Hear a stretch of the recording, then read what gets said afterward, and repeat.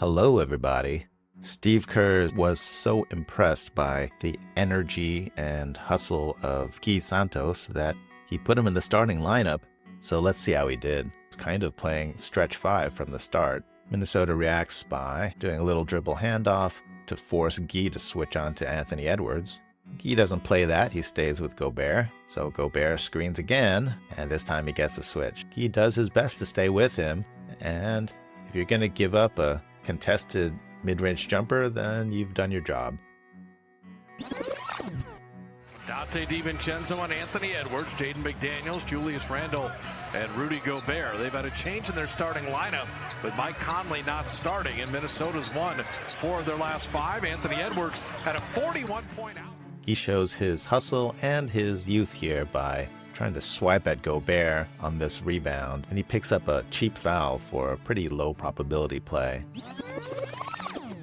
15 a game in that stretch he talked about. They're winning 4 out of 5. And there is Gobert's presence. You don't need that foul if you're Gui Santos. This play they've got Gui guarding Julius Randle.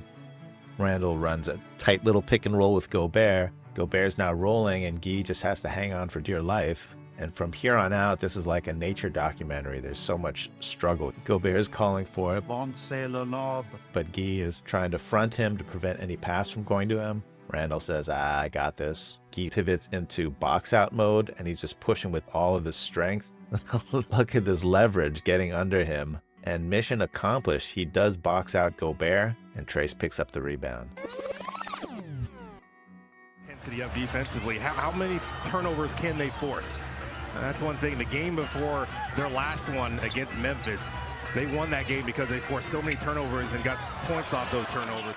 Part of the dream of having Gui in the lineup is he will run and run, and Gui can actually read the court. He sees Wiggins back cutting. This turns into a kind of awkward play, but Wiggins does convert it. There is something a little chaosy about the way Gui plays. Those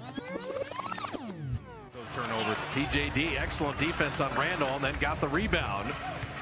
Gui Santos running the floor with Wiggins, open baseline pull.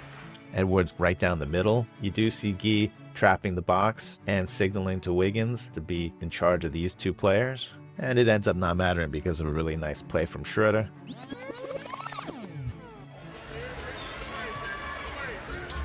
Anthony Edwards.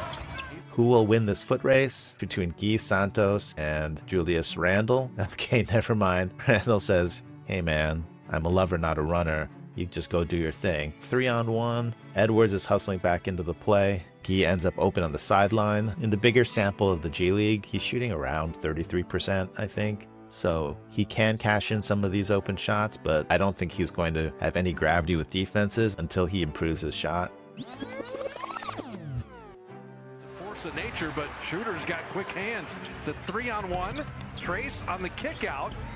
And Gui Santos' a sidestep, relocate 3, and he knocks it down. I guess you trade 2 for 3.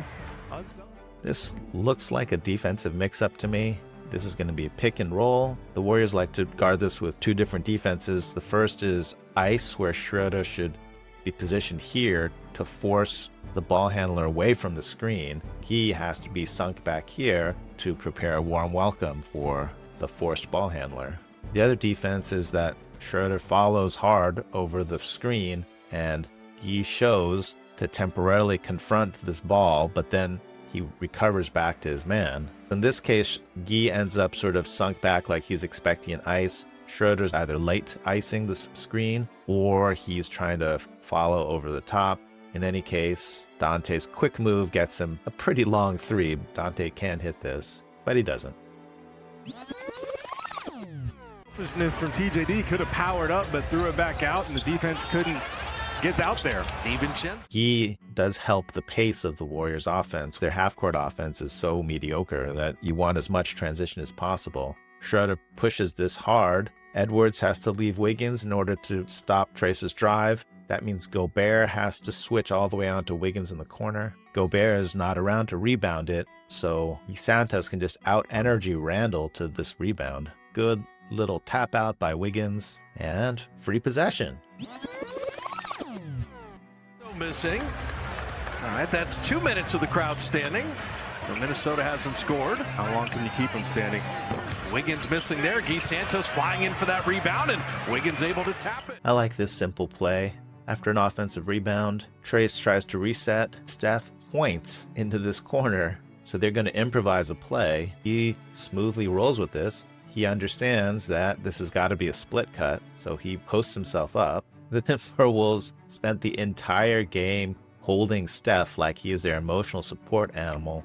Here Steph gives back a little bit by gently guiding the defender into Trayce's screen. Nice route, good pass on time from Gui. Schroder misses, but an offensive rebound, Jackson Davis. Draymond Green out for the third straight game. Also Kyle Anderson is out tonight as well. Curry's three is good, 11-0 Warriors. On this play, Anthony Edwards isos Wiggins. Wiggins slants to force him to drive to one side so that help can rotate. In a vanilla trap the box scheme, it would be the weak side low man Steph here rotating, but when there's a small down here, the Warriors sometimes like to rotate the big from the ball side. Gui Santos rotate to the box, and he has a really nice contest here, and he gets the rebound. Happy birthday to me. With Edwards, every time he catches it. And this is where Ant is special, but couldn't finish there. Gui knows he wants to hit ahead to Steph. He jumps in the air for no real reason to throw this pass, which gives McDaniels a chance to intercept it. Even though the pass was awkward, that did get a 4-on-3.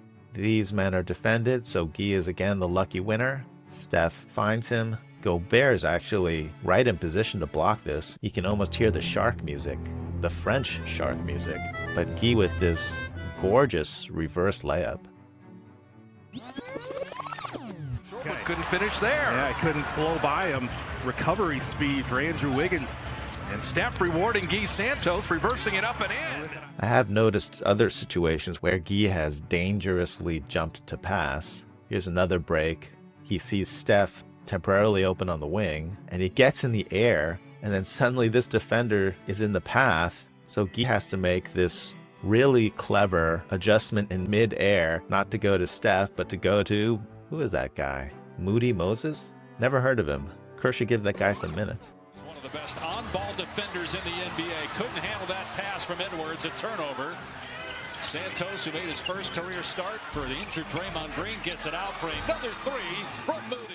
Here, Minnesota tries to pick on Gui again. Little screen on Wiggins, forcing Gui to switch. Straight ISO. You can't expect Gui Santos to stay with Anthony Edwards forever, but it's not great that Edwards gets a complete blow-by. Trayce Jackson Davis has to try to split the difference between Gobert yelling, "Lance le lob," and Edwards about to dunk on him. So he goes straight up to try to prevent anything from happening high up in the air, and it worked. Beautiful. He gets to run the fast break. I like how he scans the court. He drives until someone picks him up. Gobert rotates, and good court vision. Wiggins is free on the wing, and he throws the pass on time. Unfortunately, Wiggins does the Michael Petrus special and steps out of bounds. So, great energy from Gui, great hustle, does a lot of little things, makes some risky plays and over-aggressive judgments, and some defensive mistakes that might be explained by he probably doesn't play with the starting group, guys in practice. Let's wrap up with the biggest play of the night. This is a horn set, shooters in the corners, players at the elbows, ball up top. Steph pops out and gets the pass. GP2 turns around and sets one screen. Kevon sets a second screen. Gobert likes to stay dropped back, so he has a long closeout to Steph. Great recovery from his defender. Those two screeners, GP2 and Kevon Looney, both cut to the basket. Somehow this defender gets completely confused and loses both of them. Steph reads this in a flash, and he sees GP2 has snuck in under the basket. As soon as Steph delivers this pass to GP2, Naz Reid turns his head. Steph sneaks away. Steph is completely off of Reid's radar, and so Steph manages to get all the way to the corner with no one tracking him. Kevon with the good vision to find him. Reid does bust his butt to cross the entire court, but Steph with the sidestep and three. Create activity that leads to something good for somebody else. Inside a minute to go, Curry got Reid off his feet. What a pass underneath. Extra dish by Payton. Now to the corner. Here's Curry. It's good! Steph Curry with a huge three. The Warriors take seconds left. Curry with 29 points, 7 threes. Golden State in front. Let's go straight into the celebration analysis. Steph has a few things to get off his chest. Look at the vibe on this celebration. It's been a long season and a long road trip. Buddy Hield coming in with a pretty serious look. He gives a little dap, an austere pat to the chest. It's like the end of Avengers Endgame. You know you've won, but at what cost? Andrew Wiggins comes in with a gentlemanly dap and a hand to the shoulder, like the end of Seven Samurai. We've survived again, but this was not our victory. It was the farmers. And Trayce Jackson-Davis. Whoa, Trayce. We're trying to do Seven Samurai here, not Mr. Bean. Well, I guess at this point, we'll take any celebration we can get. If you enjoyed this video, please like and subscribe. It really helps the channel. And if you didn't enjoy this video, I promise I'll do better next time.